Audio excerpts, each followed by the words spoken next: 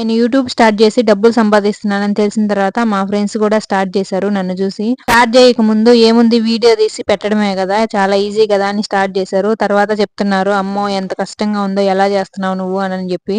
వాళ్ళు ఇంకా చాలా కష్టంగా ఉందని చెప్పి మధ్యలోనే ఆపేశారు కూడా. నేను కూడా యూట్యూబ్ ఛానల్ స్టార్ట్ చేయక ముందు అలాగే అనుకున్నాను, చాలా ఈజీ కదా వీడియో తీయడం పెట్టడమే కదా ఏముందిలే అని చెప్పి స్టార్ట్ చేశాను. కానీ మనకి దిగిన తర్వాత కదా లోతు తెలిసేది. నాకు కూడా అలాగే తెలిసింది. కానీ నాకు ఇంకా వేరే ఆప్షన్ లేదు కాబట్టి నేను అలాగే కష్టపడి లాక్కుంటూ వచ్చాను.